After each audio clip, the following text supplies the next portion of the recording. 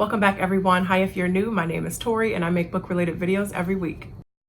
So these are series rather, that I am not finishing, but unlike a lot of videos I've seen where people just did not like the first book in a lot of series, for the most part, this stack right here, I really enjoyed the first book, the second book in these series, and just have gradually lost interest in them. It wasn't for the mere fact that I completely disliked a particular series, but there is one series on here that I did dislike, and we'll get to it later on, or maybe a couple. The first series rather that I will not be finishing is A Song of Ice and Fire, and this is by George R.R. Martin. I read this book, A Game of Thrones, and I read the second book, Clash of Kings, and then a few years ago I made it to not even the midway point of the third book, which is A Storm of Swords.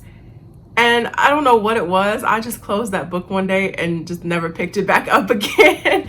Not for any particular reason. It was just natural. I shut it, and then it's just been on my shelf ever since. So I don't see myself finishing the series at all. There's like 3 more books, and this Game of Thrones is just a lot. I really enjoyed the HBO show, not that series finale, but I did enjoy the show overall. I'm not really into the book series anymore like I was a few years ago. Oh, so this next one, this is a book that I actually really loved. I loved this book when I first read it, and that's Vicious by V.E. Schwab. I read this book like almost when it first came out. I feel like I'm like a vicious hipster or something, whatever. I read this book like when it first came out in late 2013, early 2014, and I loved this book. I thought it was really well crafted, and I just assumed it was just going to be a standalone, but the second book in the series did come out, I believe, like last year, 2018. I just really had no desire to pick it up,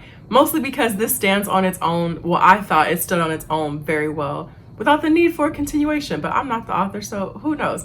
But anyways, in Vicious, we're following 2 good friends, Eli and Victor, and they are college roommates. In their last year of college, the 2 of them become really obsessed with near-death experiences, and their senior thesis leads them to this really crazy experiment in relation to near-death experiences, and things just go completely wrong. And then the book skips forward in time, and one of our main characters is getting out of prison, and you don't know what happened, you don't know what he's up to next, but it's so good. It's really suspenseful in a lot of places too, and I really love the story. So I'm not too interested in reading the second one, mostly because just so much time has passed since I have read this and loved it, and I liked the way this ended, and I don't think I want to know anything else after that. I think the second book is called Vengeful, and if you've read that, let me know if it's worth continuing on with. But I think just kind of naturally close the door on that book. So the next series that I will not be finishing, this was a recent read for me, and at the time I was really loving this, really enjoyed it, but the longer it sits with me, the more I'm like, oh, I don't really care what happens next. And that is Aurora Rising by Amy Kaufman and Jay Kristoff. This book recently came out. It just came out a few months ago, so the second book should come out like sometime next year, and I don't care. It's a YA space opera, and in it we're following a pretty large cast of characters, about 7 characters, through their rotating perspectives. And the leader of this group, Tyler, the book really kicks off when Tyler wakes up, or this girl Aurora, from cryosleep. She's been in cryosleep for 200 years, and when she is conscious, just really strange things start happening on their ship, and they find themselves in just a lot of really crazy situations. I did enjoy this. I thought it was fast-paced. I had a few issues with a lot of the characters, and just some of the, just in terms of writing, I wasn't a huge fan of it. But this was a fun read. It was really fast, and I enjoyed most of the time that I spent with it. But now that it's over, I just realized that I don't see myself finishing these other books that are going to come out. Oh, okay. So this next series, this is going to be, I think, a temporary DNF for the series, because just for the mere fact it's been on my shelf for so long now, and I still have not gone back to it. And now I think I need to go back and read the first one again if I'm going to continue on with the rest of the series. And that is the Ketty J series by Chris Wooding. This is the second book in the series, The Black Lung Captain. I love the first book, which is Retribution Falls. It is so good. It's like It has steampunk, actually I think it is classified as steampunk elements, like piracy in the sky. I mean, it's such a fun, just go read Retribution Falls. It's such a fun, such a great book. And I think this series, you know, just I think the rest of the books in the series will be pretty much like that, just fun, action-packed, and full of adventure. But I don't know why I haven't read this yet. And there are just now so many books on my to read list that this just like keeps getting pushed way to the back. So I don't know when or if I will ever go back to this series, but I want to. Maybe I need to make it a priority in 2019. But for now, this is a temporary DNF. So in Retribution Falls, we're following this main character, Darian Frey, who is the captain of this ship, the Ketty J. And he ends up with this kind of eclectic, to put it lightly, well, nicely, eclectic mix of a crew. And so in the first book, they are flying around in this ship, and Darian Frey, he is a schemer. He does what he needs to do to get by. He's great at lying, and he's very charming. So he has all of those things going for himself. So he's not a good man, a good person deep down he is, but he does what he needs to do. So in the first book, he is framed for something that he genuinely did not do. And unfortunately, it becomes a direct threat on his life and the life of his crewmates. And so that first book, Retribution Falls, is just about the antics of that. And this is the second book. So like I said, I really enjoyed the first one. I don't know why I have just naturally stopped reading this series, but for now, I won't be continuing it. The next series that I will not be finishing, I don't think anybody will be surprised by this, that is Black Leopard, Red Wolf, and this is by Marlon James. Oh, I get so... Talking about this book just puts me back in that space I was in back in April when I read this, and I was just having such a terrible time. Black Leopard, Red Wolf is an African-inspired epic fantasy novel, and we are following this main character, Tracker, who has this amazing nose, and he is, he lives up to his name. He tracks lost things that people want to find. And so the plot of the book, the basic plot of the novel is Tracker gets wrapped up into this job with a few other characters to find this child who has gone missing. Tracker tells you, this is not a spoiler, Tracker tells you on the very first page, in the very first chapter, that the child that they're looking for is dead. Okay, so you're thinking probably, all right, well, this is going to be a how did we get here kind of story. And to an extent it is. But this story just gets almost like so full of itself. I don't know. It just gets so convoluted, I think, for really no reason. And I was loving this for like the first 200 pages. I thought the world building was excellent and just so vibrant and so alive and frightening.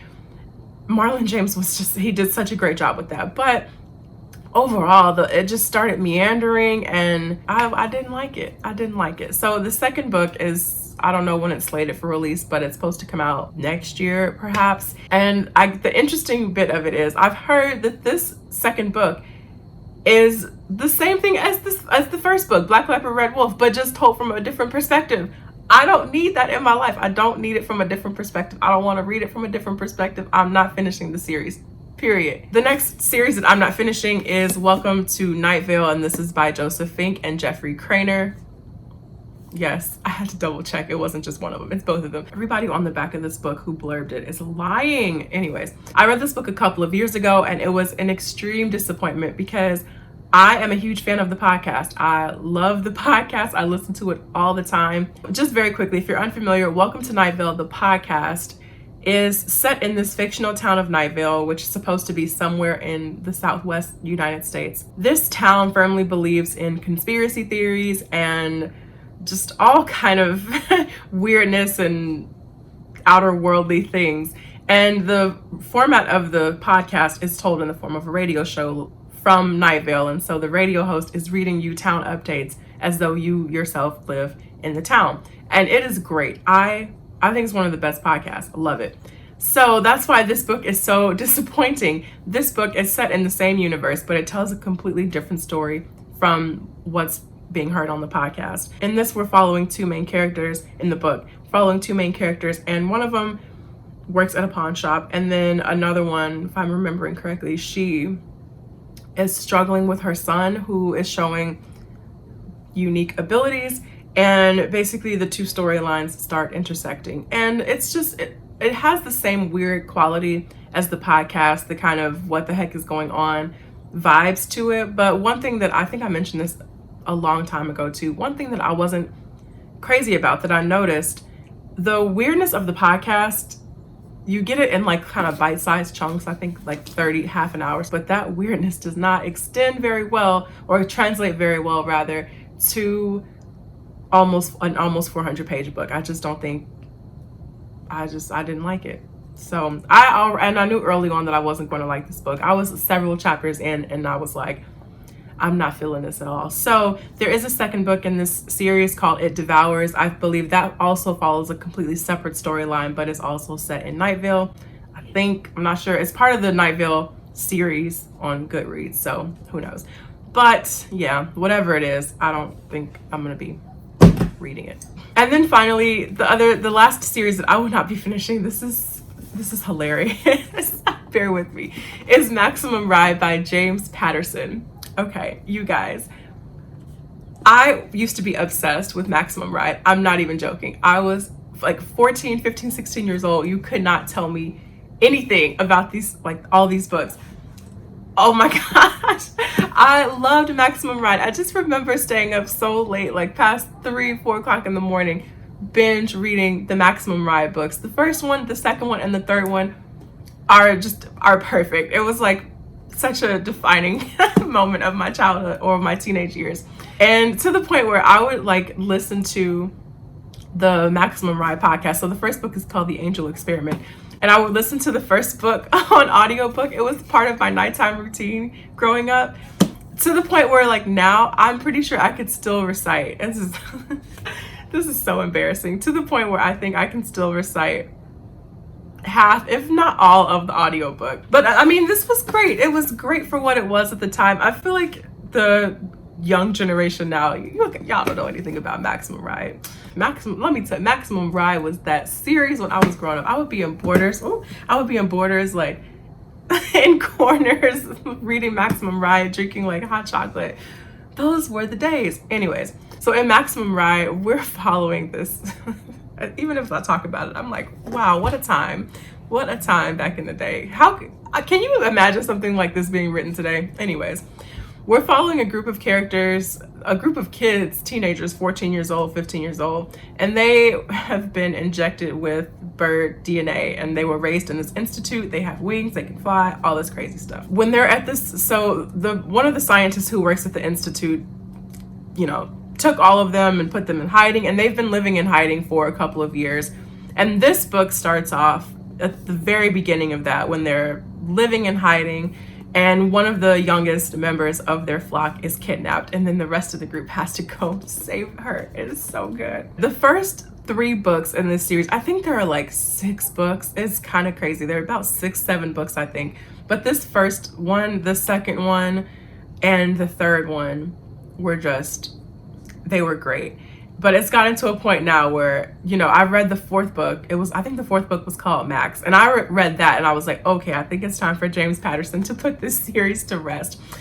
So yeah, those other ones, I'll keep the first 3. The first 3 are sitting on my shelf, but the other ones in the series, nah, I don't need that negativity in my life. So those are the series, you guys, that I will not be finishing. And I've just admitted my teenagery Maximum Ride obsession on the internet. So it's a good Friday. I hope you guys are enjoying your day. I hope you have a great weekend, and let me know down in the comments which series you will not be finishing, and I will see you guys in the next video. Take care.